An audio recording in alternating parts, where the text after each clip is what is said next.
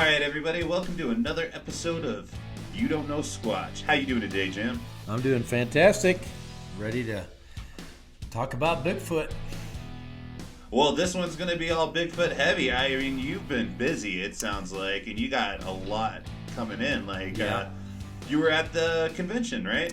Yeah, we had two things. In July, I did 4 outings, 2 daytime and 2 nighttime outings with people. And then this past weekend, we did the first Bigfoot Adventure Weekend in Colorado. And that was a huge success, I think, even though our numbers were down. But everyone who came had a great time. So, let me tell you about some of the stuff that I've been seeing when I've been out doing research. And then I'll talk about the conference because one kind of builds on the other. Okay. But I mean, we just talked about missing 411 last time, and you're out in the woods. I'm out in the woods, usually with people who don't usually go out in the woods. So even more fun. I feel a certain amount of responsibility for them, and sometimes that's very uncomfortable because if something happens or whatever, it's kind of on my watch. So I have to be as careful as I can be. But yeah, I mean, going out basically in preparing for the Bigfoot Adventure Weekend, I was looking for some areas to take these people out for the weekend. The plan was to take them out daytime and nighttime on some Bigfoot outings. And so I wanted to pick some areas that I thought we would have a reasonable chance of success. So I started, in the month of July, I started taking people into some areas that I was going to recommend that we use for the Adventure Weekend. And so I did, and we saw a lot of bizarre tree structures, which it's really funny. People that come in the museum and see what I've got in there about tree structures and tree breaks and tree arches, then they go out hiking and they come back and almost always say, "Man, that stuff is everywhere. I never noticed it before." I said, "I told you." We don't notice stuff. We were looking at the ground when we're hiking. We're not looking around. And even when we notice a tree that's bent over and stuck in the ground into an arch, why don't we wonder how that happened instead of just walking by and going, and keep going? You know, that's not natural. That stuff doesn't happen by itself. So that's kind of a lot of what we saw in the daytime. But the nighttime is where things got interesting. And I took a couple out in early July on their own, just one couple, to an area that I'd never been into. I've been through there in my car driving. I won't say where it is, but it's within 15 miles of Bailey. And the first time I went in there was at night. Now, that's usually not a good idea because you want to go in a place in the daytime so you know where you're going and what you're getting into. But for whatever reason, I decided to go in at night the first time I went in. And we climbed up this long hill, and it was pretty tiring. We get to the top because I don't know how high this hill is. So at night, you keep thinking you're at the top, and then, no, that's not the top. And then you think, okay, now we're at the top. Oh, no, that's still another false summit. So finally get to the top.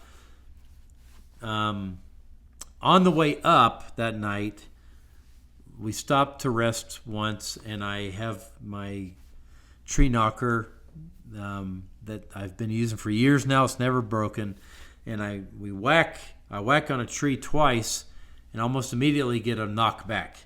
Now this is about 9 or 9:30 at night. Nobody knows we're out there. Nobody knows where we are. There'd be no way for another camper to be, trying to surprise us because they know we're coming. Nobody knows we're out there. So we get a knock from basically where we had just come from, but on the other side of the road. So I thought, wow, that's really cool. And then we hike up further, stop for a rest and a drink and a knock again and get another knock back. And I looked at this couple and I said, now, I know this is your first time out, but don't think that this happens every time I take somebody out. I said, this is actually kind of rare, and we've already had it twice. And before we went out that night, I had this feeling in my gut. And that didn't happen very often. I had a feeling that something significant was going to happen, and I didn't think it was necessarily going to be something good. It was kind of a feeling of dread a little bit about the evening, which isn't a good thing, or certainly not a good feeling. So how are the couple taking the sound? So I try to communicate to this couple, this doesn't happen every day. This is actually kind of rare. And I'm thinking maybe this is what I was feeling before this night, was that we were going to get these tree knocks. And so we get to the top, turn off our lights, we're sitting down. I'm expecting maybe to hear some sounds or something. And I've heard about a phenomenon that I had never experienced. It's called Sasquatch eye shine. And the idea is you're out in the woods, you're in the dark, you're not using your flashlight, and you see eyes shining back. Kind of like... Not reflecting, shining. So not like a deer or like anything like that? No, not a reflection, because there's nothing to reflect. We don't have any lights on. But their eyes or something is shining back at you from the woods. And I'd heard about it, but I'd never seen it. So I'm sitting there with this couple, and out of the corner of my eye, because I'm sure you know this from being out at night, our eyes are weird. We see better out of our peripheral vision at night than we do our straight-on vision. So it's easier to see something out of the corner of your eye if it's faint or a little bit distant. So I start seeing something out of the corner of my eye, like this glint of light in the woods. And I'm looking through my night vision, and I don't see anything. And I look with my eyes again, and I can kind of see a light. And I asked this couple, do you see light through there? And the direction we're looking is into the Lost Creek Wilderness. There's nothing back there for 50 miles.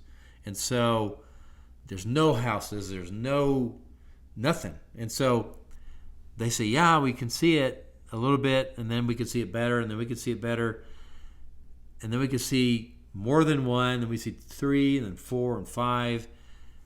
And the guy is saying, yeah, there must be a camp back there. There must be a campfire or something. And I'm thinking, no, that's not a campfire.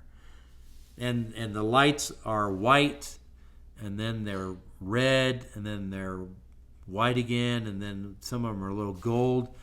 All of a sudden, the guy goes, what the... I said, what? He goes, it's moving. I said, yeah, I told you this. I don't think it's a fire. I think it's something. And so I didn't have any binoculars that night, and I kicked myself, because if I had regular binoculars, I could have zoned in on these things, but I just had my night vision thing. So when I turn it on, I have the ability to take still shots on my night vision device. So I start taking snapshots of this pinprick of light in the trees, and you can see the trees, and you can see the pinprick of light.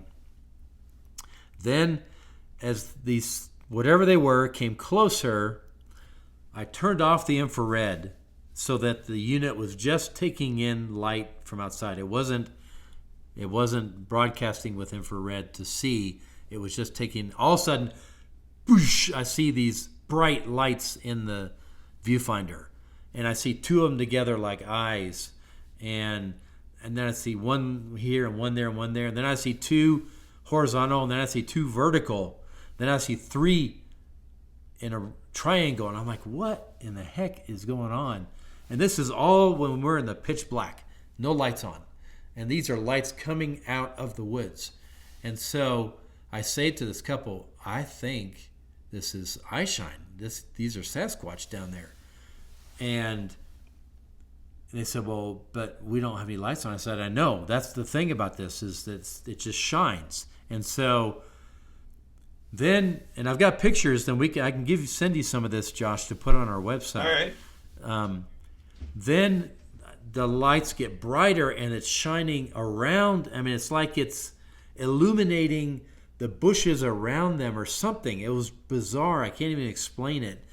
And it's the only time this has happened. I'm going to tell about some other experiences in the last month when I've seen eye shine again, but never like that first night. The first night, they came in much closer, is all I can figure. They came in way closer than they had been, and my night vision picked up their eyes. They were probably within 50 yards of us. So there's no way. I mean, you mentioned red and white and gold lights. All those lights are found on the back of a vehicle. So there's no way it could have been a vehicle of any kind. No. There's no road. Okay, so it couldn't be anybody in the woods, like four-wheeling or anything like that? No. There's no noise. It's completely quiet. That is weird. Now about 11:30 at night. And I know from going in there a week later in the daytime that where we were was the top of a rise. Then the ground went down. Then it dropped steep into a ravine. And then it goes back up again on the other side, a steep hill. And there's nothing back there. In the daytime, there's nothing back there. So at night, what I figure now is they had come up from that ravine. They'd heard us. They come up from the ravine. And they were at our level, more or less, watching us. And so we sat there for quite a few minutes, and finally around midnight, we decided we would start heading out. So we had come up a hill, more or less straight up this hill, and I had a GPS, and the guy had a GPS. And I said, okay, let's turn around and head down. So I turn around, and I start heading back down where we came from. Well, after about, and I look in my night vision, and I see two eyes down where we're headed, and just like we've been seeing, two bright eyes down there. And in the area that I'm thinking that you're talking about, like there's water down there. There's like beaver dams and stuff. No? I mean, no, we didn't. We crossed. No, that we didn't even cross the stream getting to where we went. Okay. So, there was a green area but no water that I remember. So, so I'm walking back down towards the truck, and I stop and I look at my GPS, and my GPS shows that we're going in a straight line, and we're still going in a straight line. Like we never turned. We're going further into the woods. And I asked the other guy, what does your GPS show? Have we turned around and going back? He goes, no, we're going deeper in. I thought you wanted to go deeper in. I said, no, I'm trying to get back to the truck. So why? I thought we came up this way. And so we look at both of our GPSs, and so we think, okay, we got to turn. We got to make a big turn here and get back on track. So we make this big turn, just basically hiking around rocks and stuff, and to get back to our original track, which I'm following to get back. And so we make this big turn, and I look at the GPS again, and it shows the big turn, but it shows all these squiggly lines like we went running back and forth all over the place, which we didn't. And so I'm thinking, why does the GPS show all this movement that we didn't do? We just were walking through the woods to get back to our original track. I can't explain what was going on with the GPS. So we finally got back to our track. We go back down the steep hill that we came up. I look back up behind me, and I can see three lights at the top of the hill behind us. And so I asked them, what do you think that is? They said, oh, it looks like stars. And I'm thinking, no, I think it's more of the eye shine. And when I went back a week later in the daytime, when you look back from that point, all you can see is trees. You can't even see the sky. It's just thick trees. So I'm thinking these things followed us up to the edge, and then were watching us leave as we went down the hill. And we got down the hill, and I said to him, we got to the truck, I said, all right, I said, don't think this happens every time. I've never seen this before. This is the first time I've ever seen this. And you guys got tree knocks, and you got eye shine. I said, this has been a phenomenal evening.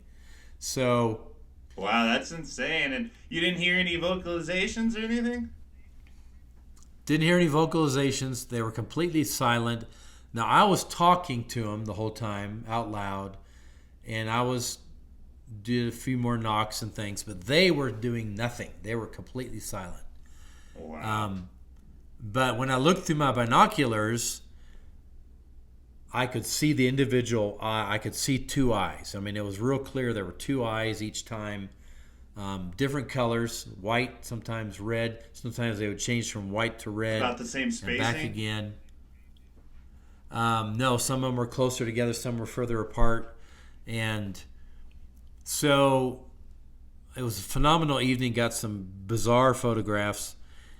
Then 2 weeks later, I took another group of 7 people out. And I think, okay, let's go back to the same place and see if we can see this again.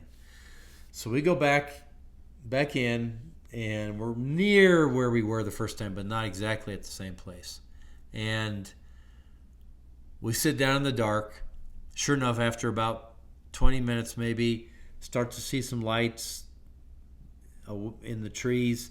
But this time, it was different. This time, the lights were all grouped in a grouping, and it looked like it was up in the trees. Now, that's the weird part, because the ground went down pretty, not like you're going down into a ravine, but it went down at an angle from where we were sitting, and these lights were up. And I'm thinking, if those are Sasquatch, they're either 15 feet tall or they're in the trees somehow. And so we sat there, and I brought binoculars this time. So I put up the binoculars, and I'm telling you, Josh, it was like looking at Disneyland. I mean, all these sparkles in the trees, pitch black, different colors. I can't tell if it's different sets of eyes, but they're all in a group in the trees. It was like a CGI something, and I'm thinking, these look a lot like what we saw the first time, but they're all in a group and they're staying in a group. And so we decided to try and get closer, so we climbed down and walked forward, and the lights moved. I think they moved away from us. And so whatever it was, they were not interested in us being closer to them. And we sat there for a while. It was raining on and off. We sat there for a while watching this group of lights, and then we left. And nothing followed us as far as I could tell. So bizarre. I cannot explain it. Lights in the woods at night, not reflecting from anything, and moving around, not staying stagnant, moving around while we're watching. Man, that is some remote country too, man. Like, there's nothing out there. It is. There's not. And we're not on a trail. We didn't follow any trail. We're bushwhacking it the whole time. God, I can't even think of the closest gas station over there. No. It would be probably Deckers, if Deckers had a gas station. Deckers is miles away. So, yeah, it was bizarre. So we come to the Bigfoot Adventure Weekend, and I know we're going to take people out. So we were 5 groups, and I divided the groups up, and they went out during the day on Saturday, and then we were going to go back to the same place at night. And a lot of stuff happened. 2 groups found tracks that we think are Bigfoot tracks while they were out in the day on Saturday. One group climbed around so much they were exhausted they didn't go back out that night. So 4 groups went out that night. Now, one group went to a different area, a same general area. Maybe they were probably a mile away from us as the crow flies, maybe a bit more. And in that group was this young guy who's part Native American, and he had a drum with him. And they had, during the day when they had seen the tracks, they had poured a plaster cast in there to pick up that night. They went back. They found one of the tracks. Then they thought the other track was missing. And it wasn't missing. It had been picked up and flipped over. And so all they were seeing was the dirt of the bottom of the plaster cast. So something had come by, and there was another impression in the ground next to where they had their plaster poured, a new impression in the ground. But it was just bizarre that their plaster had been picked up and flipped out. And this isn't left anywhere that somebody would have came upon it? It's possible. It's possible. I mean, it was probably 100 yards from a road, but it's down a ravine, up the other side, and over where you can't see from the road. And not like on a trail or anything. No trail. Bushwhacking it again. So it was bizarre. So they picked their casting up. They went up further up to the top of the ridge of the area where they were, and this kid's playing drums, and partway through him playing it, one of the guys says, "I hear something coming up the hill." And so the other guy gets out his night vision monocular, and he looks down, and he says, "I see it." And he says he saw a Sasquatch that had, with his back to them, like he was sitting there listening, that when he said, "I see it," got up and ran back down the hill. And he didn't have any video capability with this night vision thing. It's just what you're watching. So there's no way, unfortunately, to verify what he said he saw. But the other guys said, who didn't have night vision, they said they heard something running back down the hill. So it's either a guy in a really, really, really good big gorilla suit, or it was a Sasquatch. And so they were psyched because they had seen something, they had heard something, it had been cracking branches around them. And they didn't stay out real late. They stayed out an hour and a half or so, and then they came back in. My group, I took them back to where I had been the 2 previous times. And I had 3 people with me, so we were 4. And we got back, we went straight up the hill again. The second time we had taken a different route that was a little easier. This time we went straight up the hill again. Wore us all out. Get to the top, find some rocks, sit down and wait. Turn off our lights and wait.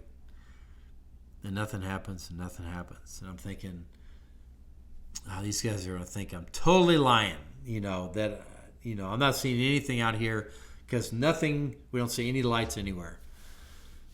So after about 30 minutes of just sitting there, I said to the other 3, why don't we move over to the side where there's fewer trees to look through? And we stand up to move, and one of the guys says, "I see a bunch of lights in a different direction than we were looking over." So we were looking, if you're looking at a clock, we were looking at 12 o'clock, and these lights were like 2 o'clock over to our right. So I stand up, and I can see a bunch of lights on the horizon in the trees, but higher up at the horizon level.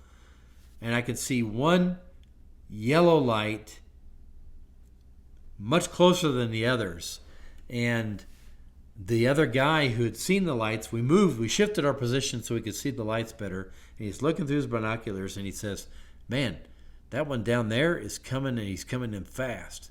And it looked like the lights were getting closer, and then they stopped. So I looked through my binoculars again, and I could see 2 lights like they were eyes. And this thing just stayed. It came in and just stayed there. The whole time we were there, it never moved. It stayed right where it was. Behind it were these other lights. And there was a group of like 8. And when I looked at the binoculars, again, I could see set of eyes, bigger set of eyes, 8 or so. Then over to my right, there was another grouping of 4 or 5 sets of eyes. So there were at least, based on what we could count, 15 of these things out there watching us that night, the third night. And they never came in close enough. I could never pick them up on my night vision camera, but I could see them quite well through my binoculars. And again, it was little sets of eyes, bigger sets of eyes, and excuse me. And they stayed pretty much where they were. They moved around a little bit, but they didn't come nearly as close as they'd come the first night. And that main light that had come up to us just stayed where it was. It never moved. And finally we got tired and we turned around and headed back. But 3 nights in a row, go out to the same place. 3 nights in a row, we see lights in the woods that are illuminated from the woods, not from us. And my night vision camera wouldn't pick anything up. I don't know what happened. New batteries. The first night I got phenomenal, bizarre-looking photography. The third night, couldn't even see any of it. Couldn't see any lights through my night vision. I just had a blank screen. I don't know why. So stuff like that happens all the time when you go out doing this. Batteries die for no explanation. You can't see, your equipment malfunctions. But one of the guys there had a pair of military surplus night vision goggles. And I took my phone and I put it up to the eyepiece of the night vision goggles. And it was hard because you keep moving the phone. It's just a little lens and you're trying to get it lined up in the middle of this scope. And I was able to get 2 or 3 videos of the lights in the woods. You can't see the individual eyes because it's just it's a broad night vision thing. You can see well, but the eyes just came back as a bright shine in each case. And I'm finishing a video edit now of that, which I'll send to you to put on the website too. But as I'm scanning, holding up these night vision things with my phone held up against the eyepiece, you can see one light, then another light, then light as and if you're looking through there and you didn't know what you're looking at, you would say there's a bunch of people with flashlights pointing them at you. That's what it looks like because it's bright. When you take out the night vision and just look through regular binoculars, you can see all the pairs of eyes back there. But the light from the night vision, all it sees is little points of light. So what do you think? 2 eyes together. I think it was Sasquatch because there were pairs of eyes. They were different sizes. And I think because they're moving around, I could see them moving around. The eyes were staying together as they moved around. I can't think of anything else it could be. Now, where they were on the third night, I can't figure out because they were high up, just under the horizon, which is where that big ravine is. And I'm thinking, they can't be on the other side of the ravine. That's too far. I don't think I could even see their eyes. So it's like high enough that, like it couldn't have been the stars like the gentleman was saying before. No. But this was inside the trees, but just up near the top of the trees at eye level, like horizon level. So you think there's that many hanging out together? All I can say is I counted at least 15 pairs of lights. Jeez. And in this video, I don't get a good perspective of all of that because the night scope didn't get the detail that the binoculars did. Yeah. But you can see lights in the woods, and I'm telling you, when our viewers get this video and they're watching it on our website, those are not flashlights. There's nobody out there. It's completely silent, no noise, and lights shining back towards us. It was interesting. After a while, the lights kind of faded. I think they got bored with us and they went away. And that's when we left to go back down the hill. But in the first appearance, way more than we had seen the first 2 nights, but they stayed further away. So, except for the one that came in close and stood there and never moved the whole time we were there. It stayed in the same place. And do you think they got closer because you guys were out there a couple nights and they kind of got used to you? Oh, I think that one got closer because it was maybe the alpha male or something, I'm guessing here, but it seemed to be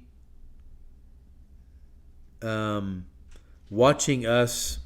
Even when the other ones pulled away, it was still, I could still see that light.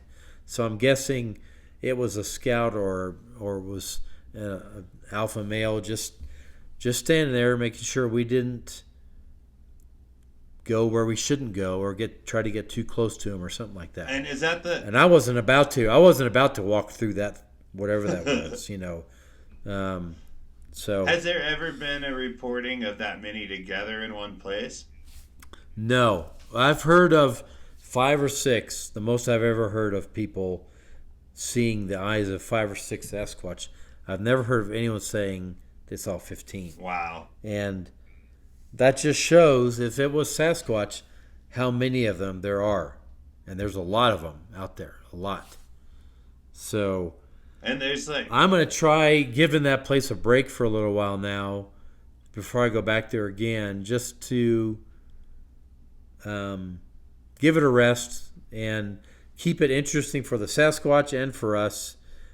If we go in every night, they would stop coming because I think they would find us boring, or so I have to balance where I'm going and give a little bit of time to pass before I go back out there again. But it was phenomenal. 3 nights out, 3 nights shining in the woods. No sound, just the silent lights looking at us. Well, that is weird, really man. Bizarre. Especially since it's right in our backyard too. So yeah, it is. Makes me think if either of us lived on the edge of the woods here in Bailey, if we wouldn't see stuff like that. Well, it's so thick here. Why? I'm surprised we haven't. I mean, it's not like we're in the city where we're right next to each other. There's always an acre or so between people's houses for the most part up here. And it's wooded. Yeah, really wooded. I mean, we had to build this huge kennel just to keep the mountain lions away. Yeah, yeah. How high is your fence? It's like 6 feet? The one that we just added is 10 feet. 10 feet? Yeah. Woo. Wow. It wasn't until I got it up that I started wondering about lightning. Yeah, have a lightning rod in your yard. Four of them. 4 of them. Jeez. Let's hope not. No. We haven't. We haven't got hit yet. That's good. So anyway, that's hands down the most bizarre thing I've ever seen in the woods. Well, next time, and I've seen it. Next time you guys do that tour, you should announce it here, so that way, you go back to. Except I can't take that many people. I don't think I would ever take more than 5 people in at a time. Okay. And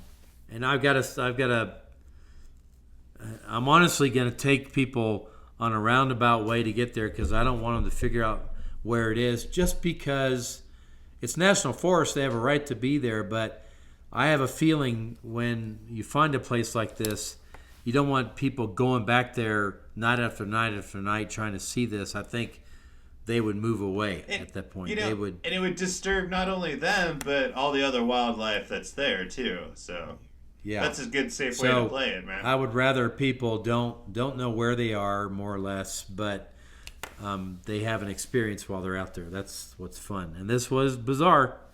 It was bizarre. No, that does sound weird. I mean, God, that's insane because, like you said, there's no way it could be a vehicle or anything where it's at. No. And like I said, most of the stories I've heard about eye shine was one set of eyes or 2 or 3 or 4, never 15. And there may have been even more than 15. That's what I counted just on a quick scan of the horizon. So, Yeah, this was quite a weekend. Man, that had to be exciting. So you also, you were also telling me you did the convention.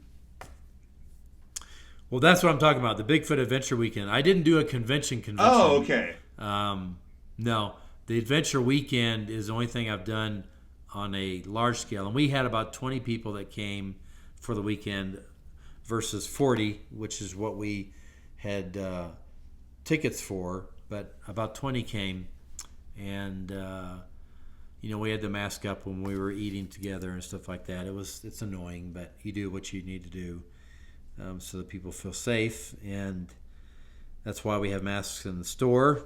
Just everybody can be a bit safer. But I haven't been to a convention in a little while. It's been probably a year since I attended a convention or put one on. Like you said, that makes sense, with all the stuff going on. Yeah, people are canceling conventions right now, so... but no, that sounds like you guys had a good Bigfoot weekend. Like, next time you do that... It was incredible. And people who are listening, next year I hope we'll do our year 2 of the Bigfoot Adventure Weekend in Bailey, Colorado. And you can come join us and maybe have your own encounter with the mysterious, bizarre lights in the forest. Well, it sounds like, you know where you're going. You know where to find it, So I hope so. What's going on in the store, man? We haven't heard from you this episode about anything in the store. Well, nothing new from last episode. Just still working on some new displays for the museum. Every once in a while, I redo my displays because I either figure out a new way to show the stuff or I get new information. So what I am going to do is create a display, and I haven't figured out how I'm going to do it on iShine, since this is a new experience I've had.